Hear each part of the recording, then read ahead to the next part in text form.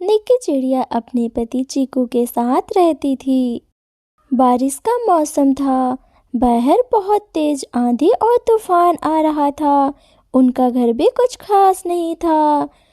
सुनिए जी, कुछ ही दिनों में मैं अंडे देने वाली हूँ और मैं नहीं सोचती कि मेरे बच्चों पे कोई बुरा असर पड़े, इसलिए आप कहीं जाकर अच्छे से व्यवस्था कीजिए जिससे हमारे बच्चे स्वस्थ और सुरक्षित पैदा हों। बहुत दिनों के बाद मुझे ये सौभाग्य मिला है और मैं नहीं चाहती कोई भी दिक्कत आए, इसलिए आपको ये काम करना ही होगा। बाहर का मौसम थोड़ा सा ठीक हो जाए तो आप जाकर कहीं देख लीजिएगा। निक्की, तुम परेशान मत हो, मैं ज़रूर कुछ करूँगा। बारिश की वजह से कारोबार भी बहुत अच्छा नहीं चल रहा है, लेकिन मैं कुछ ना कुछ तो कर ही लूँगा, क्योंकि मैं ऐसी हालत में तुम्हें अकेला नहीं छोड़ूंगा। बारिश है तो क्या हुआ, मैं जाकर किसी से हेल्प लेता हूँ। अगर कोई हमारी मदद ना करे तो ऊपर वाला तो हमारा साथ हमेशा देगा। तुम बिल्कुल भी फिक्र मत करना। स्ट्रेस लोगी तो हमारे बच्चे पे असर पड़ेगा, इसलिए तुम चिंता ना करो। मैं थोड़ा बाहर होके आता हूँ और तुम अपना ख्याल रखना। इतना कहकर चीकू वहाँ से चला जाता है। इतने में ही तेज आंधी तूफान आ जाता है और निक्की का घर टूट जाता है। वे दोनों बहुत परेशान होते हैं। चीकू को कुछ भी समझ नहीं आता। फिर वो अपनी बीवी को एक पत्ते के नीचे रख देता है और वहीं पर उसे रहने के लिए बोलता है। निक्की, बस थोड़ी देर तुम वेट करो, मैं थोड़ी देर में ही कालू से मदद लेकर आता हूँ। तुम यहाँ से कहीं मत जाना, नहीं तो बहुत दिक्कत हो जाएगी। बारिश का मौसम है, मैं तुम्हें कहाँ ढूंढूंगा, इसलिए तुम यहीं पर रुकना। इतना कहकर चीकू वहाँ से कालू के पास चला जाता है। कालू के घर जाते ही वो आवाज़ लगाता है, लेकिन पहले किसी की आवाज़ नहीं आती। कौन कौन है वहाँ? कौन है दरवाजे पर? कालू भाई, मैं चीकू, बाहर निकलो, मुझे कुछ बात करनी है तुमसे।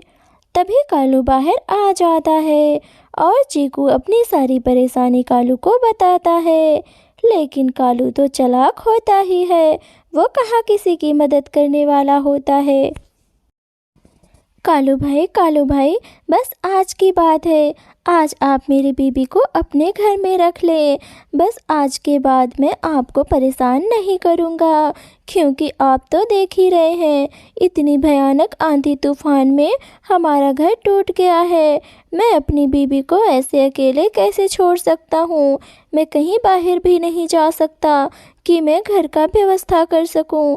अगर आप उसे आज रात के लिए पनाह दे दें तो मैं एक घर का व्यवस्था कर लूँगा। आप मेरी बात माने, इसके बदले आप जो कहेंगे मैं आपकी मदद करने के लिए तैयार हूँ। लेकिन कालू कोई ना कोई बहाना बना ही देता है।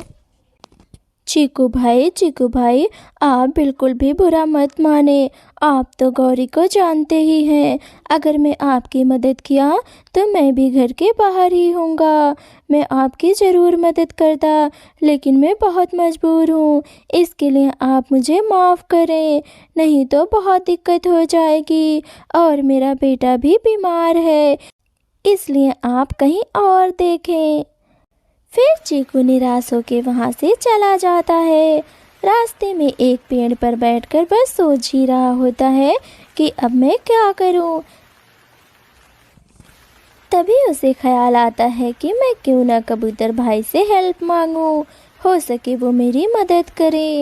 इसी आस में वो कबूतर के घर जाता है। फिर चीकू कबूतर को सारी बातें बताता है। तभी कबूतर बोलता है, चीकू भाई, मैं ज़रूर आपकी मदद करता, लेकिन मैं भी मजबूर हूँ। मेरी बीवी भी प्रेग्नेंट है, अगर उसे कोई दिक्कत होगी तो मैं अपने आप को कभी माफ़ नहीं कर पाऊँगा, इसलिए प्लीज़ आप कहीं और देखें। फिर चीकू निराश होकर वहाँ से चला जाता है। वह अपनी बीवी के पास वहीं जाता है। दोनों ठंड की वजह से बहुत काँप रहे होते हैं। तभी चीकू बोलता है, निक्की मेरी पत्नी, मुझे माफ़ कर दो। मैं तुम्हारे लिए एक घर का व्यवस्था भी नहीं कर सका।